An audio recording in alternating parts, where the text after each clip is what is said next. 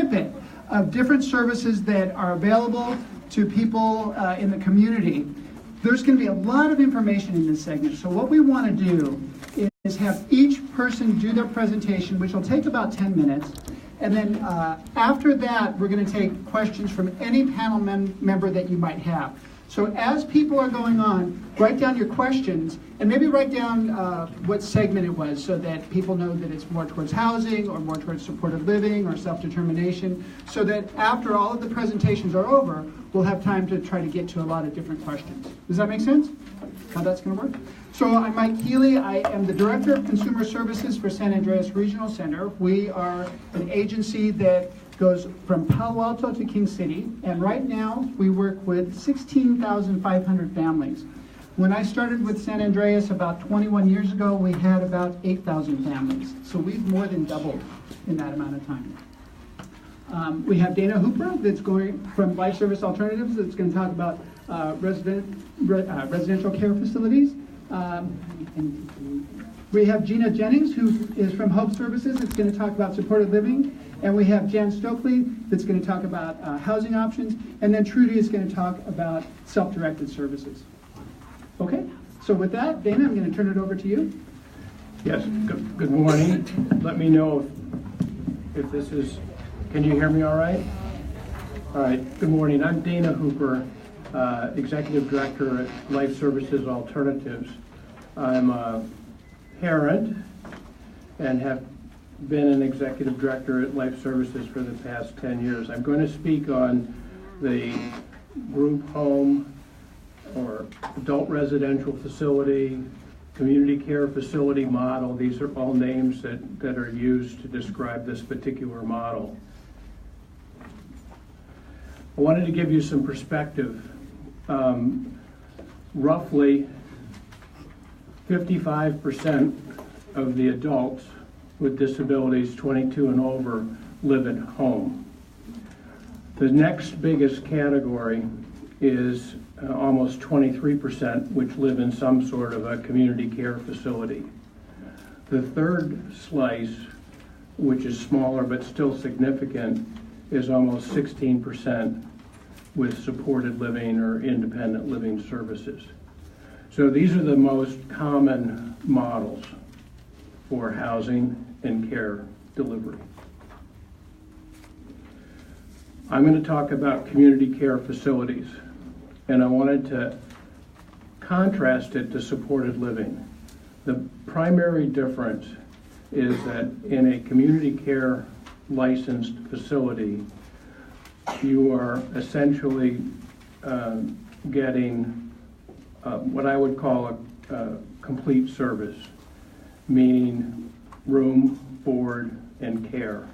And it's geared around that model. In supported living, it's based more on an individual model, with the individual being responsible for the housing, the supported living agency providing the care and supports necessary for that individual to be successful. There's a lot of other differences, and they'll become maybe more obvious as we hear Gina talk about supported living and me talk about community care licensing. But the high level difference is this is a group environment as opposed to geared towards an individual. And that can have good or bad consequences depending on the individual and the environment. These models, this is intended to be a 24-hour-a-day model. And unlike supported living, it's licensed by the state, community care licensing under specific state regulations. It's also vendorized by the regional center under specific regulations.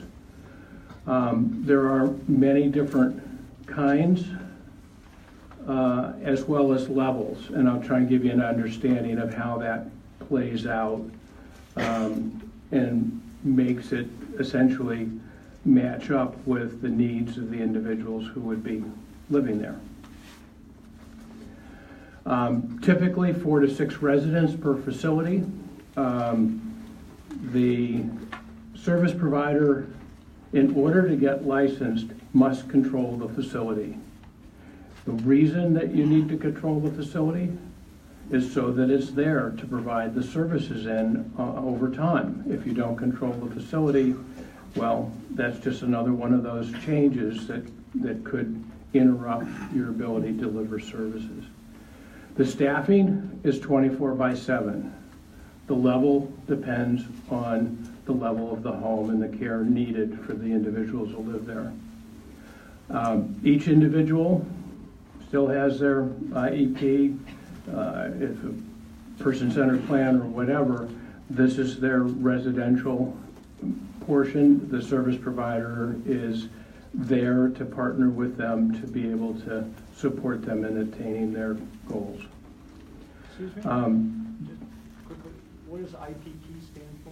Individual program plan. So simply, if you're in school, it's an education plan.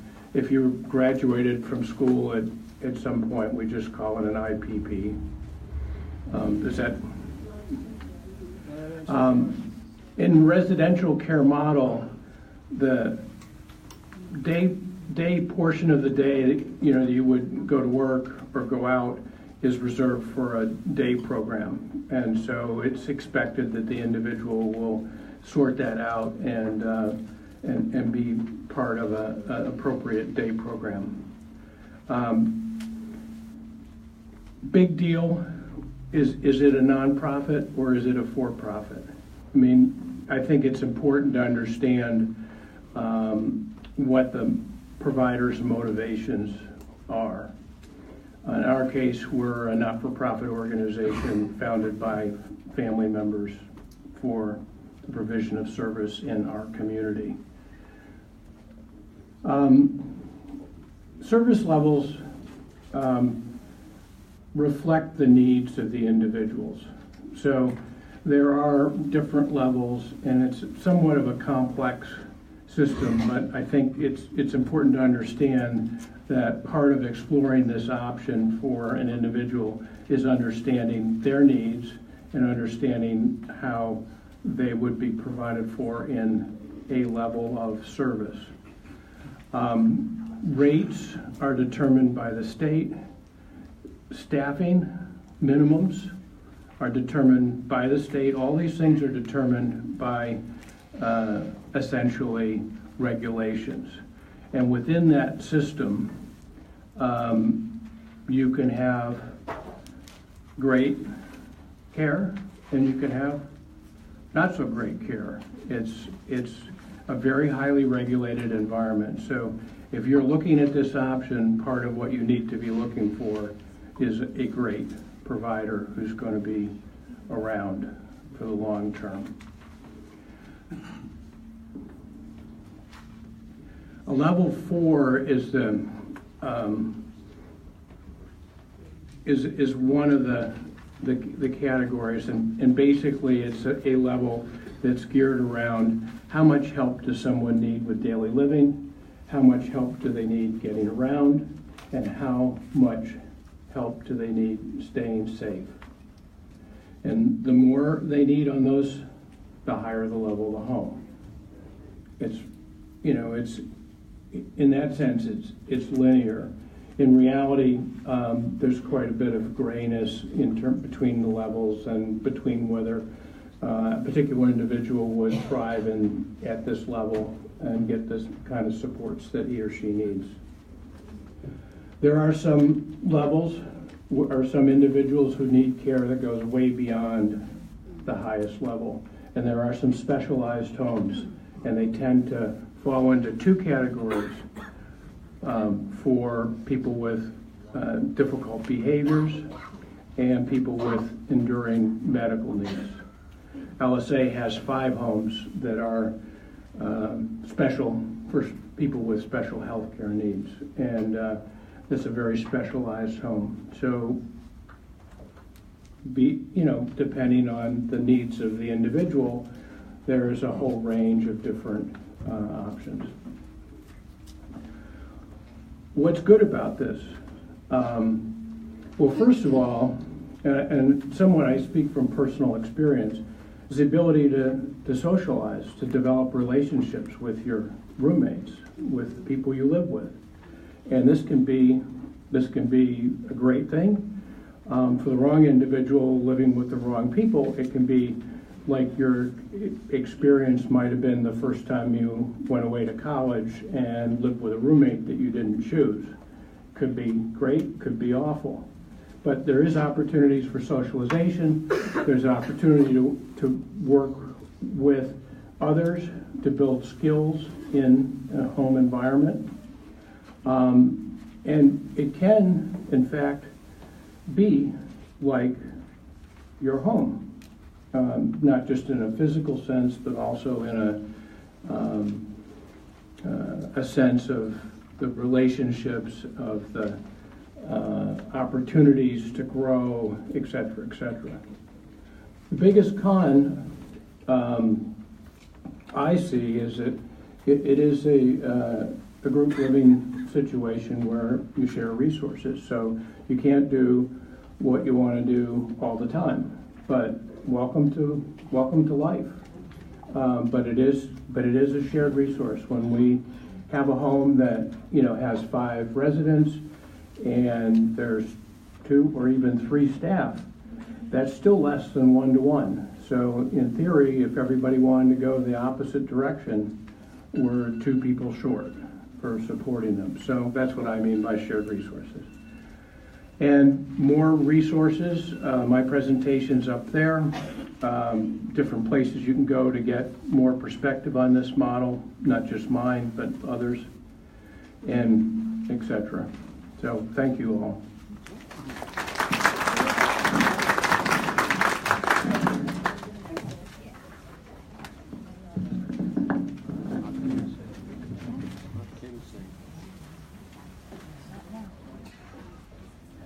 We're going to make the transition here to supported living from Dana's presentation on group home living. And so before I get started, I just want to introduce myself. I'm Gina Jennings from Hope Services. I am stepping in today for Linda Sino, who's been with Hope Services for quite a long time. I'm the district director in Santa Cruz. Don't take those, Dana. Gosh, she's going to sit. Oh, you need to sit down. Well, that would be nice, huh? So my background, no, that's totally fine. I thought we were going to just have a quick 5-minute panel. I didn't know I could get as glitzy. So here we are. At any rate, my background is actually in residential care. I worked did an internship at Sonoma State Hospital for 1.5 years. I also worked at a small residential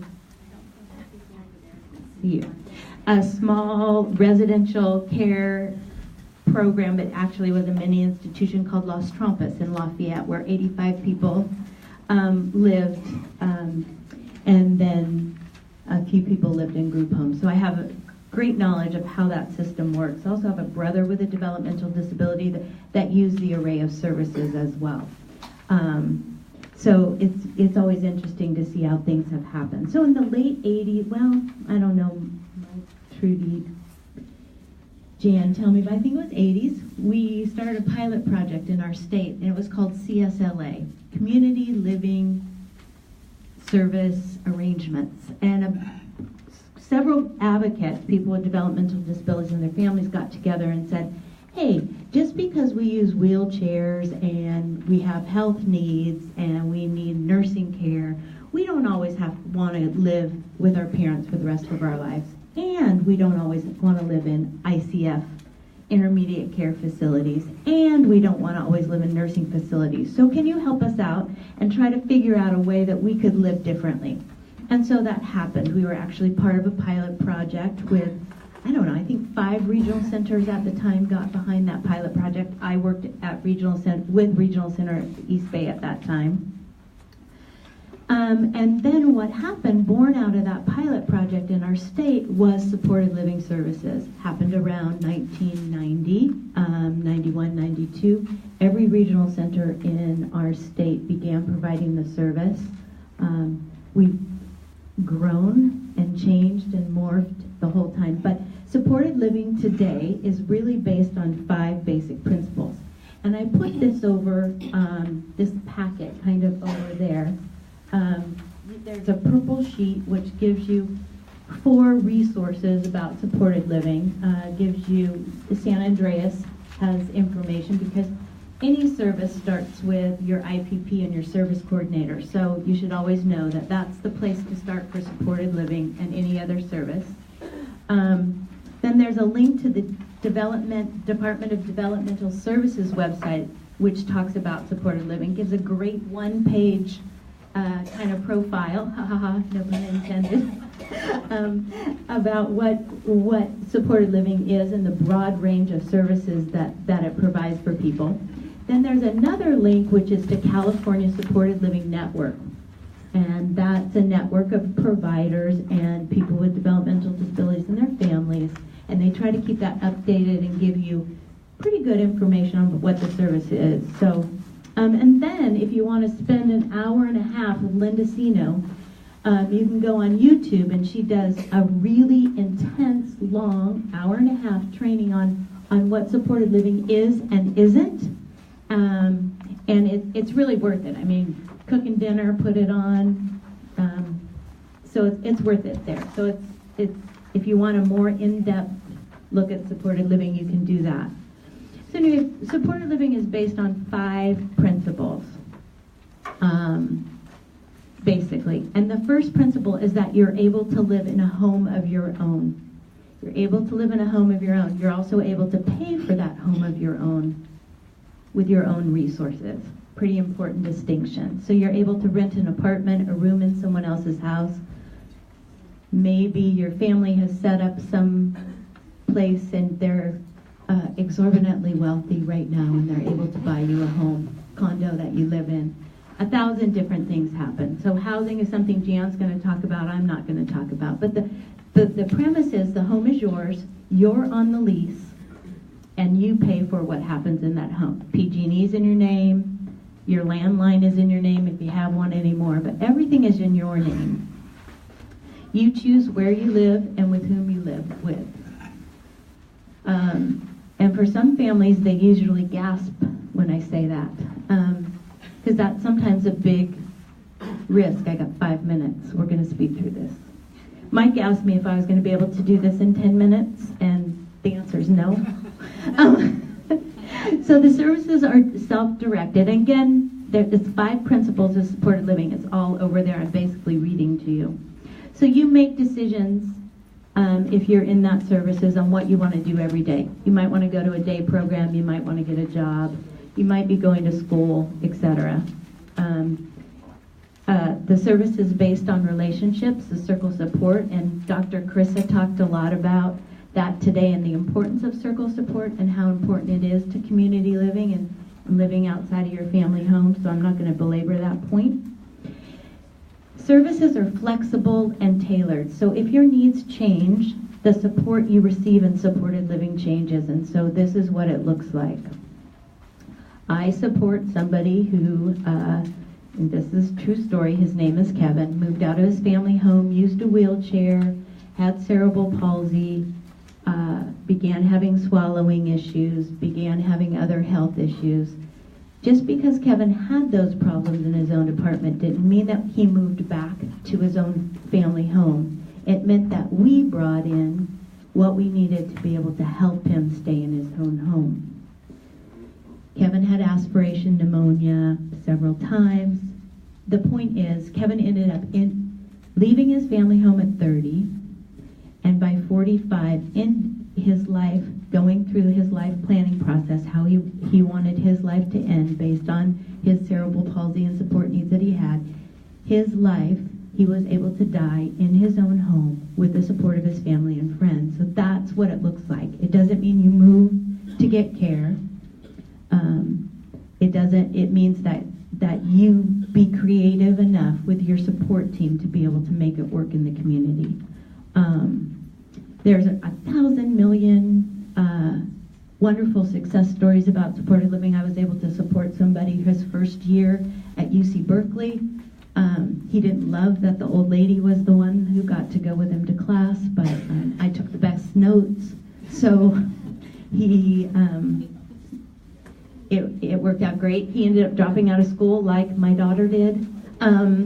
So people just enjoy lives like you and I do, make choices, hit speed bumps, road bumps along the way, and the team works together to smooth out those road bumps or drive another way. But it all happens in your own home. Did I do it in under 10 minutes? Oh, 2 left. Great, I don't have 2 more minutes. I'm going to give it over to Jan because I'm sure there'll be more questions.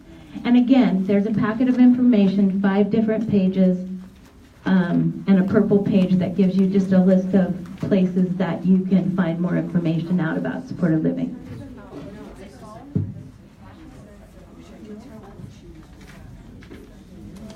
Okay, hello everybody. I'm Jan Stokely and I'm with Housing Choices. I have slides which Trudy's loading, but I'm going to go ahead and start without slides in the interest of time. So Housing Choices is an organization founded 20 years ago to create affordable housing options so that people would have an alternative to remaining in the family home or living in a licensed residential care facility. So our organization focuses on the affordable housing component of living in the community. We don't provide independent living skills services. We don't provide supported living services. The premise of what we do is that the individual that you're supporting will control their housing separate and apart from their choice of service provider. So whether the adult that you're supporting needs independent living, skills services, or supported living services, they're going to need to have a home of their own outside of your family home in order to benefit from those services. And that's where we come in.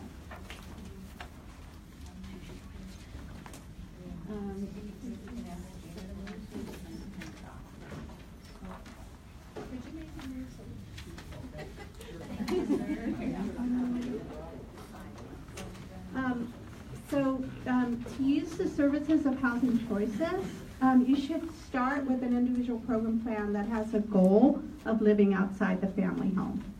And once you have that goal, then your service coordinator will refer you to Housing Choices to create a housing plan and to search for affordable housing. I'm not going to describe that process today because I can't describe it in 10 minutes. But I will invite you and encourage you to come to a parent workshop on February 27th at Fremont Union High School District offices in Sunnyvale. And it's on our website if you're interested. Please come because we're going to talk about how you create a housing plan, how you apply for affordable housing.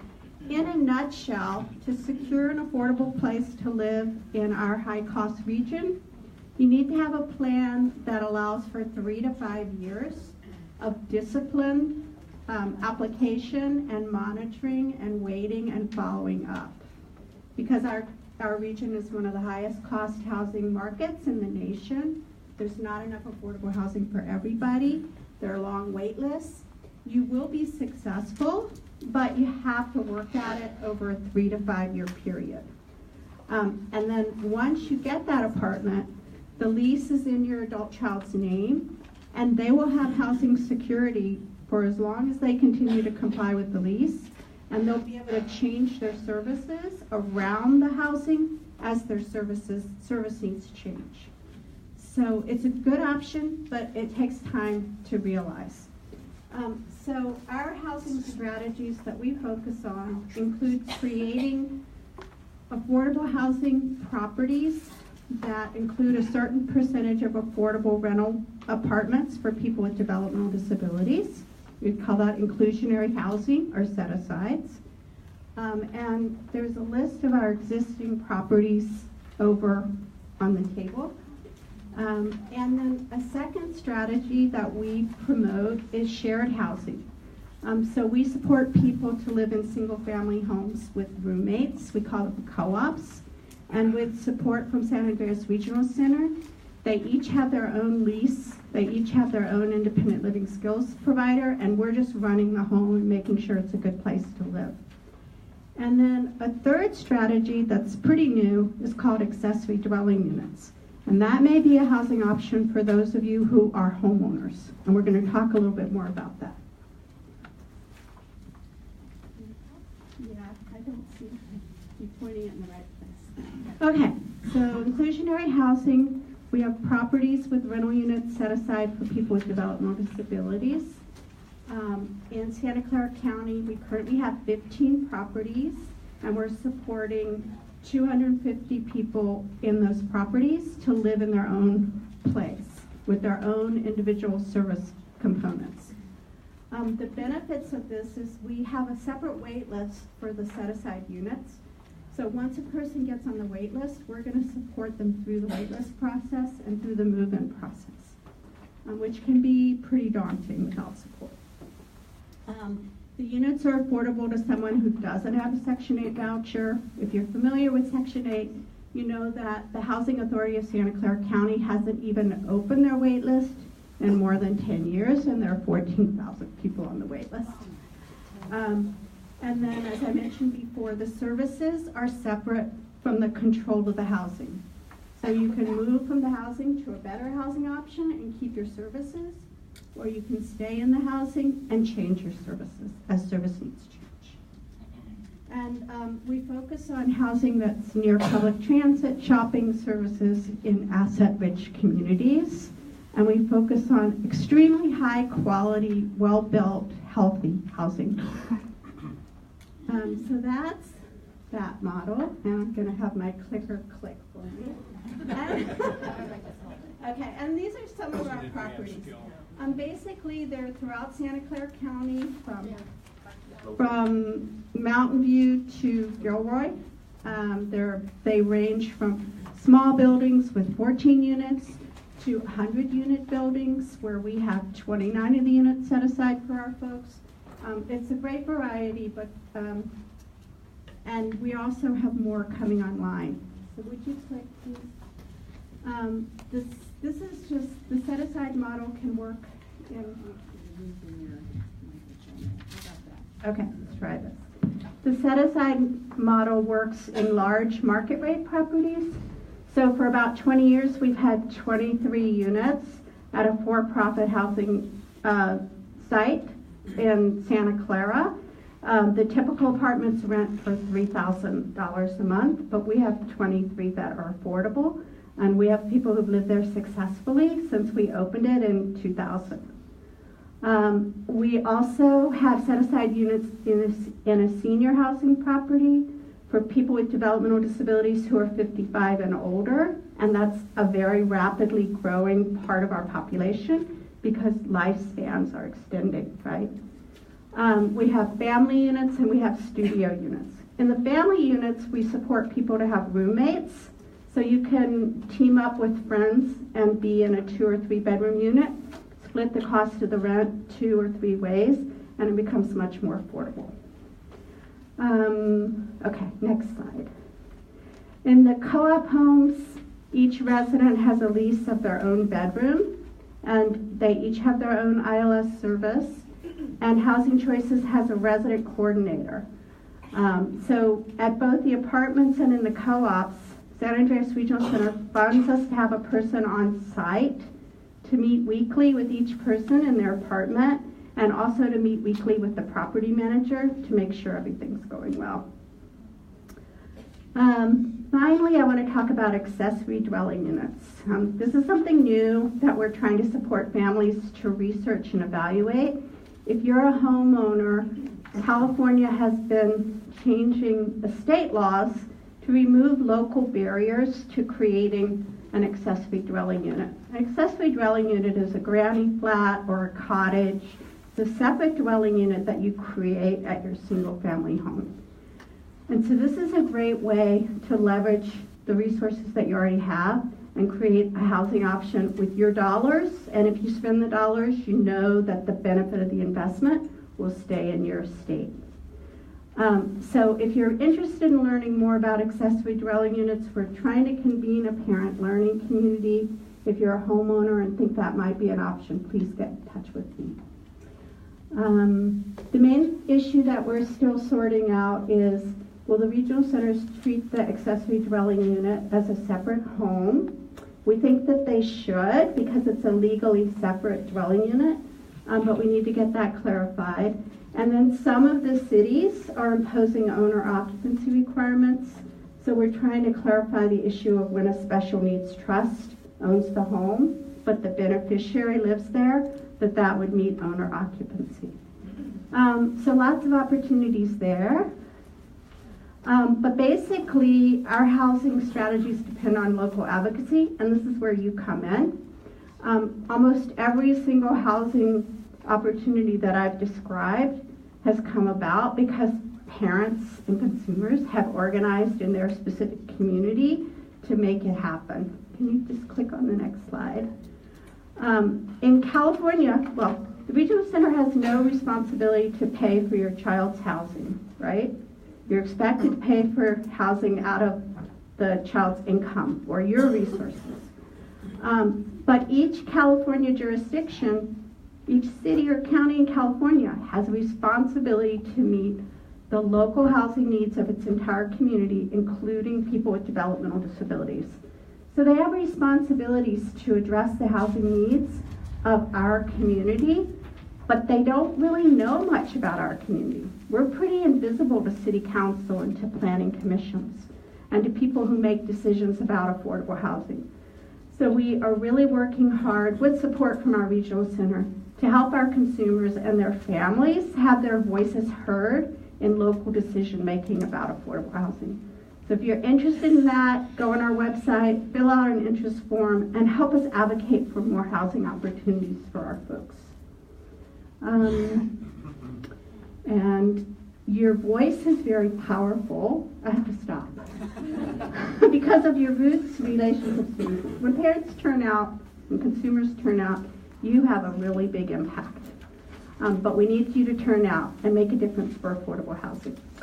And lots is going on right now in your community, so it's a good time to get connected. And what else? What's the last slide? We have very active parent groups working in Palo Alto, Sunnyvale, Mountain View, Cupertino, and Santa Cruz to get housing commitments. So if you're interested in being part of that, please get in touch with us. Even if you're not ready to make a decision about housing, subscribe to our e-newsletter, because every month we're providing really in-depth discussion of housing issues.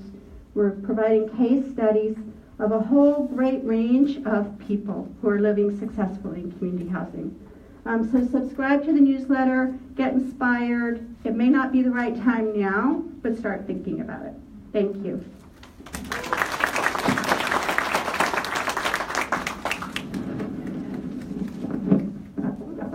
Okay, so I'm going to talk just briefly about parent-directed supported living. And my daughter's been in supported living for almost 15 years. She's 34 this year. And we were with an agency for 3 years, and it was going well. And there were just a lot of challenges. It was early. I had very high expectations, as all of us should. And I wanted to be highly involved. And at one point I decided that I'm doing so much of the work, and I'm not always thrilled with what's going on. I think I'll start my own agency and manage her services myself. And so I did that in 2011. And we launched 2011 of April, and I've been doing it ever since. So we've completed 11 years of providing services and supports for just my daughter. Don't call me and ask me to take your kids as a client, because on my weekends off, I'm not staying at your house with your kids, okay? So, you know, it's an option. Now, I'm in my early 60s now. I'm starting to plan for retirement. I did get vendorized just like any other agency would. They have the same level of expectation from a parent vendor as they do from any agency that approaches them. One of the differences between a parent-directed organization is you cannot become a nonprofit, so you can't make donations to your own agency. and you still pay the $800 a year in corporate taxes. That's the biggest difference. What I can tell you is none of the supported living agencies are making bank off your kid. And I hear that from families when they call. They're making so much money off my kid. And I'm like, no, they're not. And they've reduced the average rate. So it's very difficult for agencies to support your child and do a really good job given their funding. So those agencies need your support if they're providing services to your child in whatever way, by hosting a fundraiser, or maybe donating furniture, or getting involved somehow. With the vendorization process, which was really the hardest part of doing this, I had a lot of support from Tom Yetter and from Mike Keeley in doing this. I created a template for families to use if they want to write a service design. It's available on my website at journeyofchoice.com. All of these sheets that you have, may I use yours, Cindy? This is for you to write notes. This is your own note-taking in case you forgot paper. But during this session, if you have a question for somebody for this panel, write it down and then come get in line to talk, to ask your question. We'll do that in a couple of minutes. I'm working on a transition plan. I'm currently mentoring one of my daughter's staff to, take over the agency if we continue it when I retire. So we always have to be mindful, as I was in my 50s when I started, a lot more energy than I do now. Okay, and so we have to be mindful of our own transition plans as we're doing supported living or ILS or any of those kinds of services for our sons and daughters. We need to have a plan, a succession plan for ourselves, and it's never too soon to start considering that by looking at options like residential care homes, like supported living services through other agencies, through ADUs that Jan's talking about. And so I just wanted to add that caveat that if you say, nobody can meet the needs of my child like me, you're absolutely right, And if you want to do it, you can do it. You can work with the regional center and become vendorized.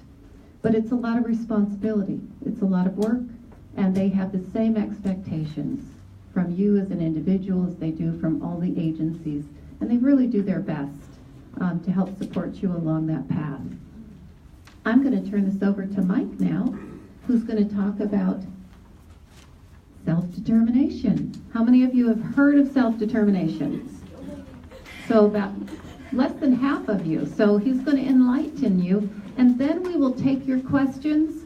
So as Mike begins to wrap up his 10 minutes, you can line up right by that divider in the room and go that way, so we're not blocking access to people being able to see Mike. Thank you. So how many of you have heard of self-determination? How many of you are still waiting for it? Okay, you must, because you probably heard about it a long time ago. 3.5 years ago. So let me talk to you a little bit about this. Let me get another show of hands. How many of you are pretty new to regional center systems? Okay. And how many of you have been familiar with the system, regional centers, for quite some time? All right. So what I'll do is, as I explain this is going to be new to almost everybody. But as I explain it, I'm going to try not to use letters and things like that so everybody can follow along. What this does, what self-determination does, is kind of like the title. First of all, this is the handout that I'm using, and there are more on the table in case you didn't get one. This is an abbreviated version of what we're going to be doing later on. We're going to have informational meetings. So this is a smaller version of it. Self-determination is a new program in California that allows more flexibility for services, supports, who helps the person, where the person goes in the community, and who spends time with the person. What does that mean, more flexibility? How many times, if you've been with regional centers for a while, did you have a vendor and you thought, this vendor is okay, or maybe they're not the best, but I know somebody that would really work better with my family? Has that ever happened with you? Or The regional center says that it's okay to purchase this item, but not this other item, and this other item would work so much better. Have you ever encountered that? Well, that's what self-determination is about. There is the ability for the person and their family and their friends to take control over the services that they use. The person and their family and friends can select the people that they use, whether they're a vendor of the regional center or not. They can select the different purchases to help that person along in the community. Why is this taking so long? 3.5 years ago, why are we still waiting for it? Because the services have to be approved through a federal process. And that's what's been taking a long time. There are lots and lots of different services, as you know, that it takes to support a family. And each one of those services has to be approved, at least the general category of them. So there have been questions back and forth, and finally, they're down to 1 or 2 questions that need to be answered. And once those couple of questions get answered, then we can move forward with the process.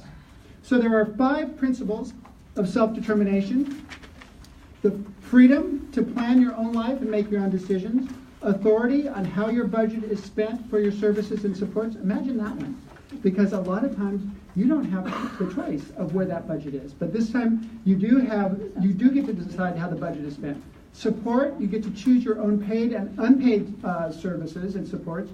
Responsibility for the decisions you make, and confirmation to make decisions in your life by designing services that you can rely on. Those concepts are terrific concepts that allow a person to have a good life. They also count on a lot of responsibility. So there are lots of different steps that people will need to take if they're going to participate in this program. Let me talk to you just a little bit about how some of this might work. The first part would be something called an independent facilitator. This is where someone does a pre-planning meeting where they can prepare for your individual program plan with the regional center. So you get together and you talk about what are the different services that you need, what are things that you like, what are things that you don't like, who do you know that might be able to help you out with this. Let's put this all together so that when we meet with your service coordinator at the regional center, we have a plan already, and we can kind of outline it more clearly. That's what the independent facilitator does. It's somebody that is independent of providing the services. So you wouldn't want somebody that's going to be doing a respite service or a day program service to be your independent facilitator, because they're not really independent. They might have another interest. Once you get that part done, you go through the regular individual program plan process where you meet with your service coordinator and the planning team and talk about the different things that are needed to support your child. Through that process, you have a budget. And that budget is really important because it's going to tell you how much money you get for the year to spend on different services. And it'll kind of be divided into different categories. How are they going to determine that budget? How are you going to know how much money you're going to get? That budget is determined by the amount of money that was authorized for you the previous year. So that's how they look at the budget. Now, there's a couple of things to think about with that. What if you had respite authorized the previous year, but you couldn't find a provider, so you didn't get to use the service? So those things would be taken into account. If you would have used the service, but it wasn't available, we can incorporate that into the budget. Also, there may be one-time things. Maybe one-time things that you used the year before that wouldn't be counted, or one-time things that you're going to use this next year that you might need. An example of that might be a bathing chair or some sort of adaptive equipment that you don't need every single year, but for a particular year you might need it. So you get the budget, you sit down with your planning team, and you say, these are the different services that I'm going to need, and you move forward with that. How are you going to manage that budget? How are you going to make sure that the people working for you are the right kind of people? How do you know how much taxes to take out, or how to write the paychecks in the proper way? All those different things. The second piece, or the third piece of this, is that there is a financial management system that people use that will help them with all the payroll pieces of that. The financial management system is the only required vendor that you use. A vendor is a person that has gone through the process and is kind of like a vetted agency. So you will use a financial management system to help manage your budget so that you know that the people have the right fingerprint clearance and they have first aid training if they need it and that they're paid properly. So you use your financial management system. Then you're ready to proceed with your self-determination program. You find the people that you want, you put together the services, you might adjust things as time goes on. Your financial management system helps you with the payment of different people, and you're able to get the support in a very individual way that you might need. So, is this going to be available to everybody? Not really. For the first 3 years of this program, once it starts, it's available to 2,500 people across the state of California. How did they decide 2,500 people? How did they divide that up amongst regional centers? They kind of looked at the size of the regional centers. So San Andreas Regional Center has 126 people that we start with for that first 3 years.